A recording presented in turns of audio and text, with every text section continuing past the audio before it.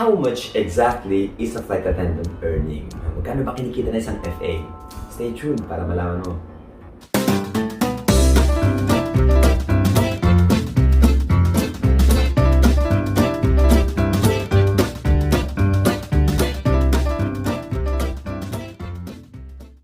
What's up mga kakulitan and kakulutan?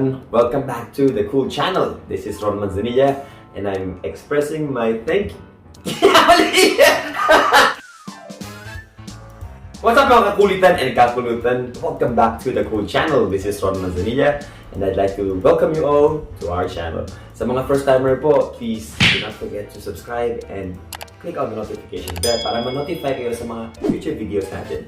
Usually, we come up with challenges sa channel natin and we also have information about being an FA or aviation in general. So, marami kayong matututunan sa channel natin. So, please do subscribe. Sa mga suki naman natin, maraming salamat sa pagbabalik ninyo. Guys, it has been a while since we have last done a sit-down video. Ngayon na natin ulit gagawin to because the last few ones are challenges, mga interviews. So now we'll be doing a sit-down video and we'll be discussing a very popular topic. Ang dami nagtatanong nito sa atin. Marami ang curious kung ano nga ba talaga ang kinikita ng isang FA. How much exactly is a flight attendant earning? Okay? So, as a person, ako talaga, lumaki ako nang hindi ko talaga, alam mo yun, hindi ko talaga kayang tanongin yung isang tao kung magkano kinikita nila. And the same thing goes with me. Parang hindi ko talaga di-discuss yung sweldo ko, not unless they're insisting to know it or they are actually getting information for their reference. Ganyan. In today's topic, nilakas na po talaga yung loob ko. Nagtanong talaga ako because I want to inform you guys. I want to educate you about how much exactly we are earning. So, disclaimer lang po, hindi po ako komportable na ginagawa na magtanong ng sweldo ng ibang tao. Okay? And also, let me tell you po na the salary of flight attendants varies because of a lot of reasons. Una, kapag konti lang yung flying hours niya in a month. That's why for our airline subjects for today, i-fix natin sa 80 hours lang po yung flying hours nila. So, all of our airlines will come up with the same flying hours of 80 hours a month, which is average for a flight attendant. Second po will be the, it depends dun sa seniority nila. So, kung senior yung isang cabin crew, syempre, kailangan, definitely, mag-receive siya ng mas malaking compensation compared sa mga junior. Di po ba? And also, it also depends on your amount of merchandise that you sell on board. Doon sa mga nabenta nyo sa duty free or doon sa merchandise ng flight nyo. It also depends on that. And also, yung mga layover allowance, it depends on the country where you will be having your layover. So, yung mga kinikita nila per diem really depends on the rate of the country that they are in. So, yun yung mga factors na nag-a-affect sa total salary ng isang FA. Now, we will be talking about not just one airline or not just two airlines or not just three airlines. We'll be talking about 4 airlines for today para meron kayong reference dun sa salary. Bakit? Kasi each airline will have their own bracket for how much they are gonna be paying for their employees. So, depende sa airline na napasok mo, dun naka-based yung salary mo. Okay? And we'll also be having 2 ranges sa bawat airline. So, Airline A will have the salary for the senior and the salary for the junior. Airline B will have the salary for the senior and they have the salary for the junior. Kasi talaga ang laki ng difference ng senior and junior salary. So, bibigyan natin bawat airline ng salary ng senior and salary ng junior. Alright? So, our 4 airlines for today, I won't be mentioning the name of the airlines because, alam niyo, it's a respect for the airline. Of course, a respect for its employees. But we'll be referring to Airline A as our fun, low-cost airline. It's a local airline na fun at saka low-cost. Okay? Now, we also have a low-cost airline. Airline B is a low-cost airline from outside. So, it's an airline from the outside, pero low-cost. We also have our local pride airline. It's a local airline, pero it's our pride po. And we also have a Middle Eastern Airlines average. So basically, nagtanong tayo sa tatlong airlines in the Middle East and they have come up with an average rate, which is in going to discuss with you later. Okay? So let's begin. Okay everyone, now we'll be talking about the Airline A. Airline A will have the junior cabin crew earning around 15,000 a month. So that's the basic pay of the Airline A. Kakabulol. Airline A for the junior. And we also have the hourly pay. Remember, it's 80 hours average, diba? So for the hourly pay, they'll be earning around 17,000 pesos. Yan, cabin crew na junior.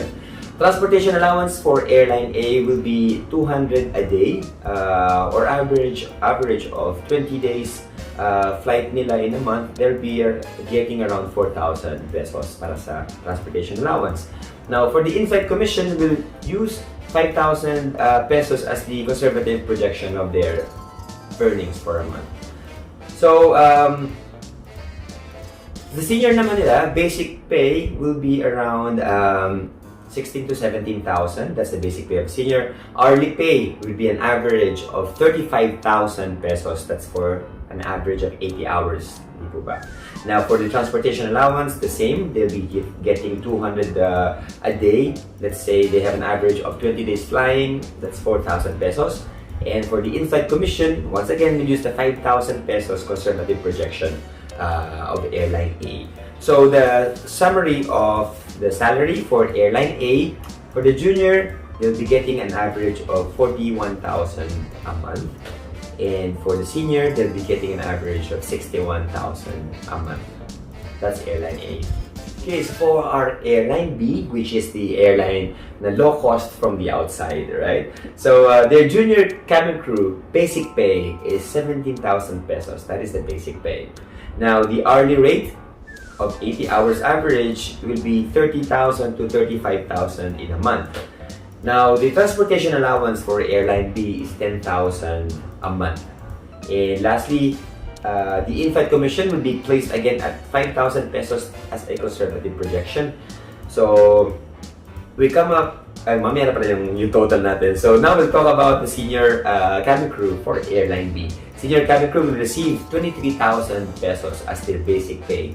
Okay? Now, the hourly rate average of around 30,000 to 40,000 pesos. Their transportation allowance, of course, will be similar to the juniors, which is 10,000 pesos. And the in-flight commission will be similar to the juniors, which is 5,000 pesos.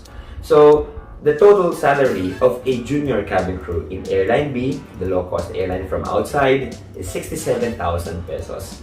And the senior total salary for Airline B is 78,000 pesos. That's Airline B.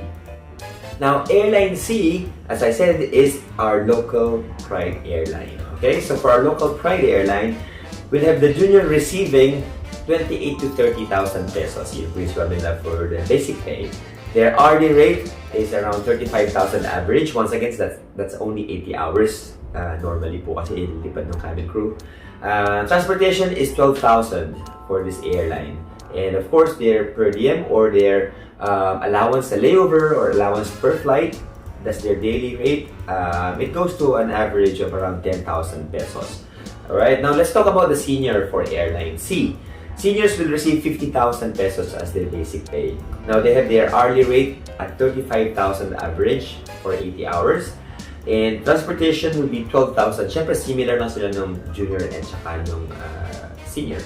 And per diem, that is their salary in their layovers. Yan. They will also be receiving around 10,000 average, yung mga seniors. So, the total salary for Airline C of the junior is 87,000 pesos, while the senior receives 107,000 pesos. Once again, junior receives 87,000 pesos, and the seniors will receive 107,000 pesos. That's Airline C. And Airline D, once again, I'm reminding you, this is an average of the three big airlines in the Middle East. Okay? So let's talk about the juniors. The juniors receive a basic pay of $1,100 US, which is equal to around 55,000 pesos. That's their basic pay. Now, the hourly rate falls to around, let's talk about in US dollars, $1,140 US. That's for the hourly rate of the juniors. Pag kinonvert natin sa Philippine peso yan, that would be 57,000 pesos. And their basic pay would be 55,000 pesos. Okay, once again, basic pay is 55,000 pesos. And their hourly allowance is 57,000 pesos. Now let's talk about their layover hotel allowance, the juniors. they'll have an average of around 1,000 US dollars or 50,000 pesos as their average hotel allowance. Remember, in the Middle East, we don't have housing allowance, we don't have transportation allowance kasi binuprovide na yun ng company namin. So wala na kami problema doon. But the good thing is, wala naman kaming tax na binabayaran. So it's tax free. So lahat na to goes directly to their pockets. Okay? So let's talk about the seniors now. Seniors in the Middle East, they are receiving around 2,110 US dollars. That is around 105,000 pesos. That's their basic salary. Now their hourly rate, their sweldo per hour goes to around 1,690 US dollars. So that's 84,500. That is their hourly allowance. And the last salary, which is their layover hotel allowances, will be of course similar lang dun sa juniors, which is $1,000 or 50,000 pesos average. So let's go to the summary of their salary. For the Middle Eastern Airlines average, the junior cabin crew will receive around 162,000 pesos a month. And for the seniors, they will receive around 240,000 pesos a month. And that's the salary that I miss because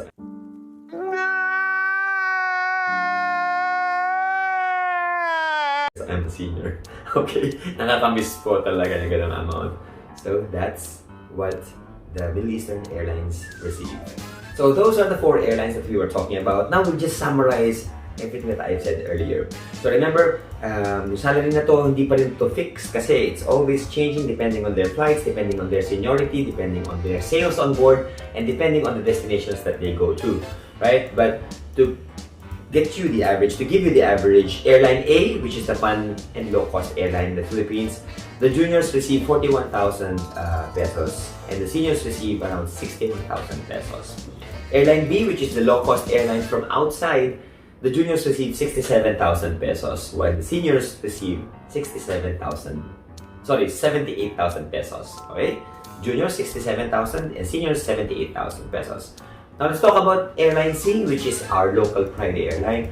The junior receives 87,000 pesos.